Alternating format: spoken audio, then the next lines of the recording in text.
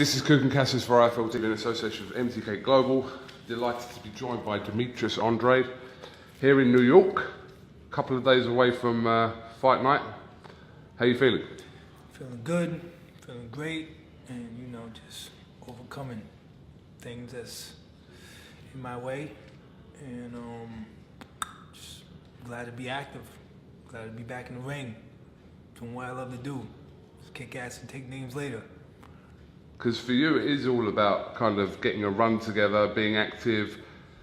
Your name's been around for so long, but the amount of fights you've had over the last 5 years haven't kind of suggested we've seen the best of you. Is that fair to say? Of course, you haven't seen the best of me because I haven't been in the ring as much, but you guys have a taste of what I can do. And now that I'm with Eddie Hearns is with the Zone, and the Zone wants to put on many great fights throughout the year, and I'm being a part of that, and I'm helping spearhead that. So that being said, I'm going to do my part and stay active and win, and let the people know what they've been missing out on. What do you think about Avakov as a defence, the first defence for you for this WBO title? Because we know Avakov from a few years ago when he fought Billy Joe, but he's done relatively well to kind of get himself back into sort of contention to fight for a world title, which he's doing this week. But how do you kind of consider him as an opponent? Because he fought Billy Joe Saunders, gave him a hard time, went 12 rounds with him. A lot of people thought he actually won the fight. And, we're not looking to get in there with tomato cans. I'm not getting up every morning or, whenever I get up to go work out and go through the wear and tear to fight people that's not going to give me no credit or tomato cans like a lot of people do. So it's all about quality of opponents? Yeah, definitely, because as long as my thing is right now, I'm going to fight anybody in the top 10, top 15, and try to be more active than anybody else at this point. So when you guys go look at the reigns, you're going to be like, oh, Demetrius be him, Demetrius be him. Who can we pick? Who can we pick? Oh, there's nobody else to pick. So we got to make this fight with Demetrius. We hear Danny Jacobs' name being heavily linked with the fight with Canelo in May. Where do you fit into this picture for your unification? I don't predict that. I don't have no prediction on that. I can only control what I can do, and that's stay in the ring and get active.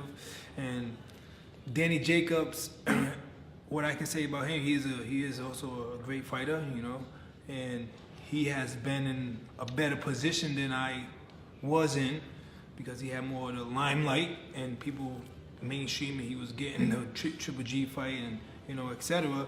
So I can understand why they're going that way because of the mainstream thing. But when it comes down to it, who's undefeated, who has the resume of being Olympian, three-time world champion, two-weight division, it's me.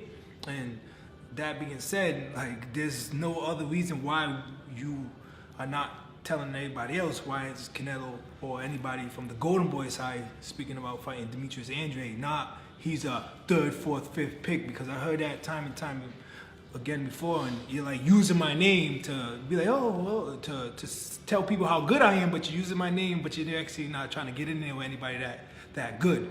So at the end of the day, I'm gonna do my job.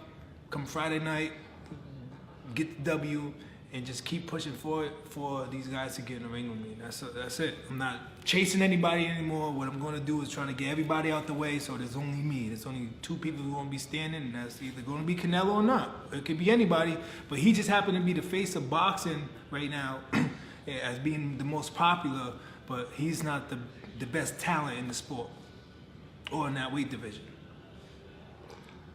I caught some of the fighter meeting you had with the Zone earlier, and something interesting, obviously a discussion between the people behind the table and yourself was about you knocking people out or not knocking people out, and it was something that you kind of felt very strongly to put a point across. I just wanted you to touch on that. 26-0 with 16 knockouts. I mean, I think that's really well. And it's a good record.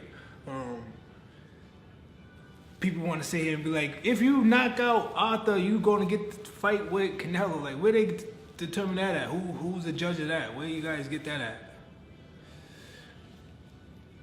Who has Canelo knocked out? What, apart from his last fight? Who in the 160 division Okay. been knocking anybody out? Let's just be honest. Canelo has knocked out, like I said, let me go down the list of who I think he should have maybe stopped, knocked out, especially on their way out. Cotto, he didn't knock him out, he knocked him down. Sugar Shane Mosley didn't do anything. You know, and then he goes after his knockouts against Amir Khan, who's 3 weight classes lower. James Kirtland, who's been in jail for a time and having trainer problems, and he, you know, you guys just know, you know, that's a mess over there. So he goes in that route, but he uses my name, says, "Oh, I'll fight Demetrius, I Corte, and James Kirtland," and who they pick. You know what I'm saying? So it's like he didn't knock out or knock down Laura, Austin Trout, Lima Smith. They went the distance, right? No, he did stop Liam Smith, Oh, yeah. exactly. My point is, like, who's Lima Smith? You should have put him down. Mungi put him down, bro. Like, that's something to be happy about. So it's like, again, then you go, let's just go to Triple G a little bit. Martin Murray, like, who, huh? I mean, what'd he do? Where's he at?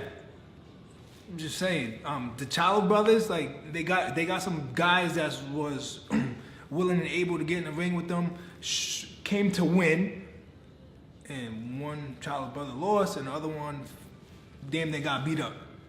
So you guys are used to seeing that as far as people laying down, and I'm over here trying to get the next best guys that's really a live dog, because Arthur's gonna come forward and throw a lot of punches and come and try to win come Friday night.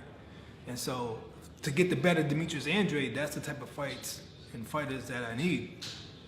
Not Rocky Fielding is like, now, position, now. Check stays the same, good. Peace out now. Viva la Mexico. You know, I mean, sheesh. It's crazy.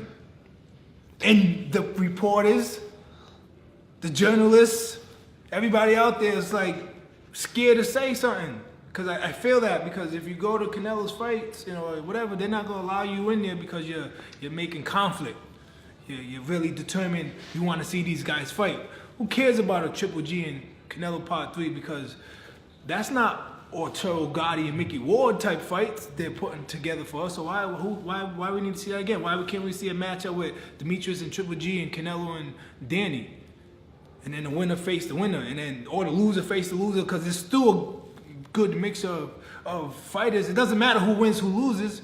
You can still make the matchups happen. And if they talk about, oh, the old don't matter, the old this, the old that, getting the loss, you can bounce right back, because your boy was saying that earlier from Golden Boy, right? So put Canelo in the ring with somebody then. How you gonna speak that shit and don't actually use that?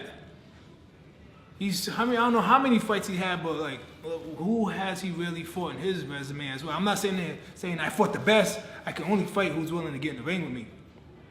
And at this time, the Zone and Matchroom got a whole lot of chain that there's no reason not to make fights. And they're going to pay to see and put together great boxing matches. I'm not too sure who is next in line, mandatory-wise, for your title. Could be Lemieux, possibly. Is that right? Is that correct? I don't know. God bless him. I hope his health is good. You know, I know he didn't make weight. Has something going on with him. Maybe he might have to go up to 168. But anybody in the 160-pound weight division that's there, I'm willing to fight. I don't care who you are. Do you expect the WBO to at some point put Billy Joe Saunders as mandatory for your title? I think the WBO should look deeply into Billy Joe Saunders, because he's unprofessional, and he's showing that not just the last fight when I was supposed to fight him with the being dirty. He's also not coming in at the proper weight. His last fight was at 76. He got mental this, he's doing that. Like, you can't rely on somebody like that. So he has to, I guess, show maybe a fight or two that he can still make that weight class, and he's willing to, you know, pay attention to that contract and do what needs to be done and his obligations to it. So, I mean, at the end of the day, I can only do what I do, and that's keep winning, smiling, and putting them punches together. Is that a fight you'd only entertain if he was made mandatory for your title? It's not a fight that can be made outside of that kind of mandatory situation with you and Billy Joe, because it was a fight that a lot of people were looking forward to having. I mean, I think I just kind of said that. Yeah. If Billy Joe cleans up his act and, you know, he can make weight, his mind ain't all over the place, because it shows that the drug was helping him make weight. If he's fighting at 160 and his last fight was at 78, how can we depend on him when it's like, how can we make a match? Like, you want me to go bust my ass and see if he shows up or not? And then what? We're gonna have to find the next guy too, and then you're gonna be like, where's the baby champ? Oh, he didn't fight Billy Joe, because Billy Joe ain't doing his job. Fuck Billy Joe. And anybody out there, I'm ready, I'm willing and able to step into the ring. That's it. Like, there's no more excuses on my side as far as business, as far as excuses, me being inactive, because I'm doing everything that you guys say I'm not doing, and the checklists, the checks on the list are being checked off. And now I'm off this shit. I had one more question for you. Could you just sit down for 1 second? I've got one more question All for you. right. And then that's it. I know you're training. All right.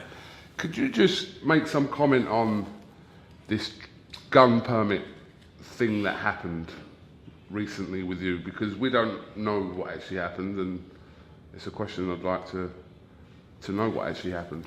I mean, you know, me and my girl got into it, and like, she started packing her stuff up, and I see her grabbing the car keys, and she wanted to leave.